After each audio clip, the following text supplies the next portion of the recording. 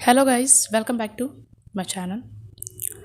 तो दोस्तों, आज हम बात करने वाले हैं कि जो हमारे बिगनर्स स्टूडेंट होते हैं उनके सामने कैसी कैसी परेशानियां आती हैं। तो मतलब दोस्तों, बिगनर्स के सामने बहुत सारी परेशानियां आती हैं और ये परेशानियां और भी बहुत ज़्यादा बढ़ जाती हैं यदि उसने सेल्फ स्टडी स्टार्ट की है।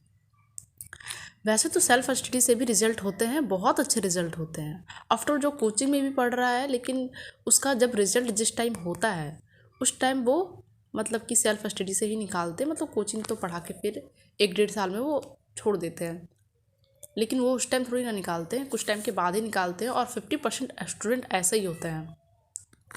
और दोस्तों, बिगनर्स बिगनर्स नहीं है, आई मीन टॉपर्स थोड़ा बहुत झूठ भी बोलते हैं, ऐसी बात नहीं है।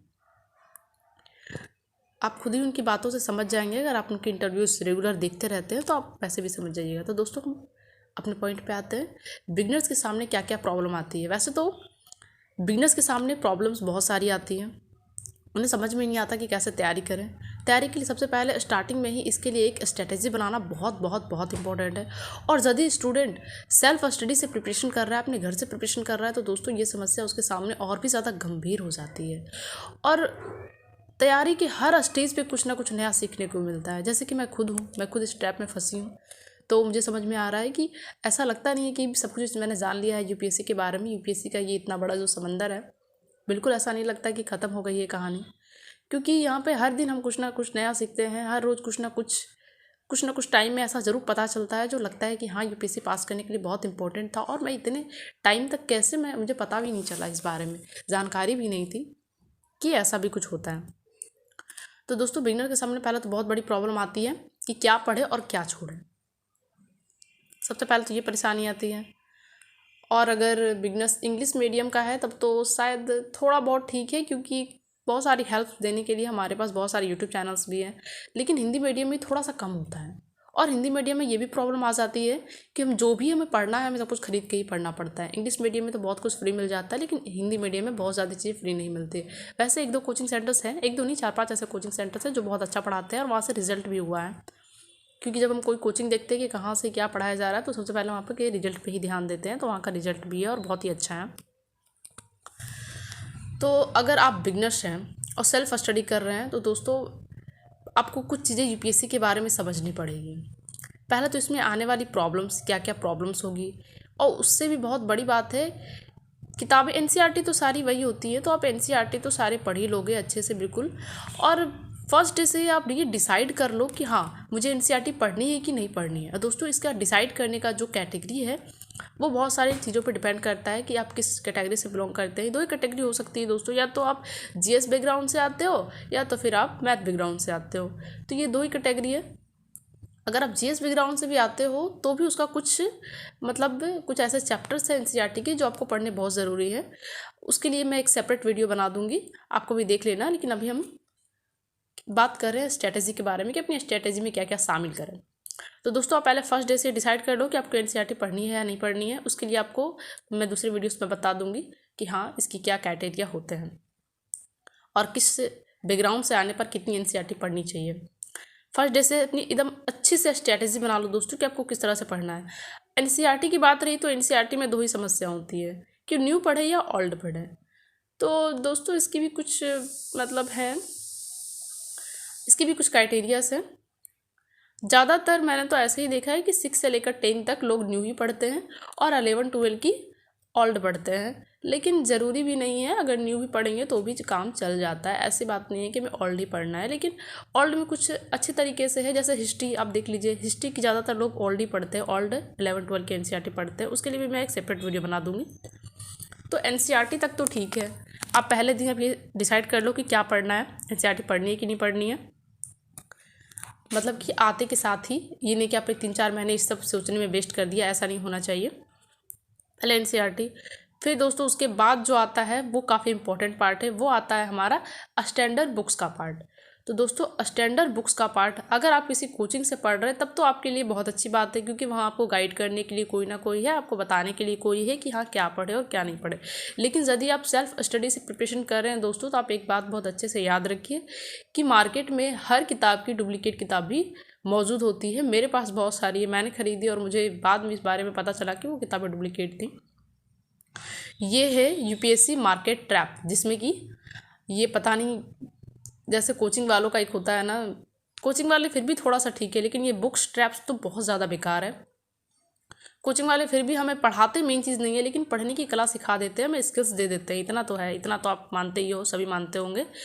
शायद हमें ओरिजिनल चीज़ें नहीं पढ़ाते, लेकिन हाँ वो हमें पढ़ाने की स्किल्स सिखा देते हैं। लेकिन ये जो यूपीएससी का मार्केट ट्रैप है, ये उससे भी बेकार है दोस्तों। हमारा टाइम भी ले लेती है और हमें पता तक नहीं चलता है कि ये नकली किताबें हैं। और तो और कोचिंग के जो नोट्स आते हैं, जैसे कि कुछ नोट्स मटेरियल रहते हैं, उसमें भी बहुत सारी छेड़छाड़ होती रहती है, हुई रहती है, बहुत सारे पेजेस भी गायब रहते हैं। तो दोस्तों अगर आप सेल्फ स्टडी से पढ़ाई कर रहे हैं, प्रिपरेशन कर रहे हैं, तो आपको इन सब बातों का बहुत खास ध्यान रखना होगा। बहुत अच्छे से किताबें चुननी होगी और बहुत ही विश्वासी स्थान से किताबें चुनें। अगर आपकी डिमांड होगी तो मैं आपको ऐसे कुछ बुक स्टोर्स के नाम भी बता दूंगी, अगर आप कमेंट करोगे तब बताऊंगी। दूसरी चीज़ तो ये हो गई दोस्तों, पहली एनसीईआरटी, दूसरी कि कोचिंग नोट्स या स्टैंडर्ड बुक्स क्या पढ़ें, दो चीज़ें हो गई। दोस्तों ये मार्केट बहुत बड़ा है, मैं आपको सच बता रही हूँ, मार्केट बहुत ही बड़ा है यूपीएससी का। यूपीएससी मार्केट ट्रैप मैं फंस चुकी हूँ और लगभग मैं 2 सालों तक फंसी ही रही हूँ, और वो किताबें अभी भी मेरे पास है। मैं अभी प्रीलिम्स के जो लास्ट एग्ज़ाम थे तब तक मैं उन किताबों को पढ़ रही थी, लेकिन फिर मुझे कहीं से पता चला कि वो किताबें डुप्लीकेट हैं। और बात दोस्तों तीसरी जो बात आती है वो होती है कि जो यूपीएससी की लाइन है ना, इसमें बहुत सारी प्रॉब्लम्स आती है, तो मन को बहुत स्ट्रॉन्ग बनाए दोस्तों। ये दो ही तरीके हो सकते हैं मन को स्ट्रॉन्ग बनाने की, या तो अगर आपकी फैमिली सपोर्ट करती है तब तो आपके लिए बहुत अच्छी बात है, क्योंकि फैमिली का सपोर्ट करना एक अलग ही लेवल का मोटिवेशन होता है। लेकिन अगर आपको फैमिली सपोर्ट नहीं करती तो अपने मन को बहुत स्ट्रॉन्ग बना लीजिए, क्योंकि इस यूपीएससी की जर्नी में आपको बहुत सारे उतार चढ़ाव का सामना करना पड़ेगा। ये यूपीएससी एग्ज़ाम ऐसा है कि हम लोग पता नहीं कितने सारे त्यौहार ठीक से नहीं मनाते हैं, और पढ़ाई का तो पूछिए मत, हर दिन कुछ ना कुछ हम लोग को कंसिस्टेंसी रखनी पड़ती है, तब कहीं जाकर यूपीएससी की प्रिपरेशन ठीक से होती है। अब अगर आपको 5 घंटा भी पढ़ना है, तो आप अगर 24 घंटे इस बात को याद नहीं रखते हैं, तो इस बात की संभावना बहुत कम है कि आप 5-6 घंटे पढ़ पाएंगे, क्योंकि इन 24 घंटे में 5-6 घंटा पढ़ाई के लिए निकालना बहुत ज़रूरी है। और दोस्तों 5-6 घंटे से भी यूपीएससी का बात बनता नहीं है, वो टाइमिंग पे डिपेंड करता है। अगर आप एक दिन में 10 घंटा पढ़ते हैं, तो शायद आपके लिए 1 से 1.5 साल मस्ट है, इतना में आप कर लेंगे यूपीएससी का टोटल सिलेबस। और अगर आपके घंटे और कम हैं तो धीरे धीरे टाइमिंग बढ़ जाएगा सिलेबस को कवर करने का, और यही फंडामेंटल है यूपीएससी का दोस्तों, करना ही पड़ता है। तो दोस्तों मेरी 5 बातें याद रखिएगा। पहला कि आप स्टार्टिंग में ही इस बात को डिसाइड कर लें कि हाँ एनसीईआरटी पढ़नी है कि नहीं पढ़नी, उसके कुछ क्राइटेरिया होते हैं, मैं किसी वीडियो में आपको बता दूंगी। मैंने पहले भी बताया है लेकिन ज़्यादा नहीं बताया था, थोड़ा सा बताया था। वैसे यूट्यूब में आपको बहुत सारे मिल जाएंगे, आपकी डिमांड हुई तो मैं भी बना दूंगी। और दूसरा है नोट्स, कि आपको कौन से नोट्स पढ़ने, कोचिंग नोट्स पढ़ने हैं या स्टैंडर्ड नोट्स पढ़ने, स्टैंडर्ड बुक्स लाने हैं, और वो बुक्स कहाँ से आप ले रहे हो, किस विश्वसनीय स्थान से ले रहे हो, इसका बात बहुत अच्छे से आप इंश्योर कर ले कि हाँ वो किताबों पे आप भरोसा कर सकते हैं। तीसरी बात है अपने माइंड को बहुत ही स्ट्रॉन्ग रखें दोस्तों, क्योंकि इस एग्ज़ाम में बहुत सारे उतार चढ़ाव का सामना करना पड़ता है। और चौथा है ट्रस्ट, क्योंकि इस एग्ज़ाम की प्रिपरेशन इतने सारे लोग करते हैं कि कहीं ना कहीं हमारा ट्रस्ट भी डगमगाने लगता है कि जब इनका नहीं हुआ तो हमारा कैसे होगा। दोस्तों आपको मैं बता दूं कि यूपीएससी में फेल करने के सबसे पहले तो बहुत सारे रीज़न तो ऐसा होता है कि मतलब किसी सब्जेक्ट में आप बहुत ज़्यादा कमज़ोर हो, या आपने कुछ गलत सब्जेक्ट चुन लिया, तो फिर संभावनाएं तो बढ़ी जाती है। तो अपने ऊपर बहुत ट्रस्ट रखे दोस्तों। मुझे भी पहले लगता था कि यूपीएससी बाप रे इतना बड़ा चीज़ मैं कैसे कर सकती हूँ, बहुत मुश्किल है, लेकिन जब मैंने इसकी जो रियल वाली जो सिलेबस है, सुनी सुनाई बातों पे पहले मैं भी बहुत ट्रस्ट करती थी, और मुझे लगता था लोग सच बोलते होंगे, लेकिन जब मैंने खुद से निकाला और देखा इसकी सिलेबस को, तो लगा नहीं इतना भी मुश्किल नहीं है। अगर एक बहुत ही ज़्यादा कॉन्स्टेंसी तरीके से पढ़ाई किया जाए, मतलब रोज़ पढ़ना है, कुछ ना कुछ सीखना है, तो इस एग्ज़ाम को भी क्रैक किया जा सकता है, बिल्कुल कर सकते हैं। जो टॉपर्स लोग करते हैं दोस्तों, आप उनकी कभी जर्नी सुनिए। कुछ लोग तो ऐसे हैं कि जॉब के साथ भी प्रिपरेशन कर रहे हैं, कम से कम हम उन लोगों से तो बेटर है, जॉब के साथ तो प्रिपरेशन नहीं कर रहे हैं। और भी बहुत सारी चीज़ें हैं, कुछ तो बच्चों के साथ भी कर रहे हैं, किन्हीं की मैरिज भी हो चुकी है। इतनी मुश्किल, मतलब कि कैसे इतने बड़े एग्ज़ाम को वो लोग पास कर रहे हैं, जब वो लोग कर सकते हैं तो हम लोग भी कर सकते हैं दोस्तों। तो अपने ऊपर ट्रस्ट बिल्कुल रखिए, बहुत ट्रस्ट रखिए, और ये मत सोचिए कि उनका नहीं हुआ तो मेरा कैसे होगा। हो सकता है दोस्तों, आपको क्या पता उसकी क्या स्ट्रेटेजी थी। और दो इंसान कभी भी सिमिलर नहीं होते हैं, दोनों में बहुत सारी डिफरेंसेस होती हैं। इस दुनिया में इंसान तो बहुत है, लेकिन भगवान ने सबको कुछ ना कुछ खूबी और कमियां देकर भेजी है, तो अपने ऊपर बहुत ट्रस्ट रखें। और यदि दोस्तों अगर यूपीएससी या फिर किसी भी एग्ज़ाम की प्रिपरेशन कर रहे हैं, यदि आप नहीं भी पास होते हैं तो आपको क्या लगता है सारे रास्ते बंद हो जाएंगे? क्या दूसरे एग्ज़ाम अवेलेबल नहीं है हमारी लिस्ट में? अगर नहीं भी होगा तो किसी दूसरे एग्जाम में भी तो सिलेक्शन हो जाएगा। पीसीएस वगैरह बहुत सारे हैं, आप अपने स्टेट से भरिए, क्या पता यूपीएससी ना निकले स्टेट पीसीएस निकल जाए, एसटीएम बिकम बात थोड़ी ना है। और पांचवा, अपनी पढ़ाई में बहुत ही जो यूपीएससी का फंडामेंटल होता है दोस्तों, उस बात का बहुत ज़्यादा ध्यान रखें। और इस फंडामेंटल चीज़ों में आता है पहला तो कि रेगुलर पढ़ाई करें, एक रेगुलर टाइमिंग रखें, और उसमें पढ़ाई का मतलब रखें कि खाने पीने और सोने का टाइम और पढ़ने का टाइम बहुत ज़्यादा मतलब एक सिमिलर में रखें कि हाँ मुझे इस टाइम पढ़ना है तो पढ़ना है, और इतने टाइम तक खाना खा लेना है तो खा लेना है, और सोने का टाइम भी आप बिल्कुल फिक्स रखें।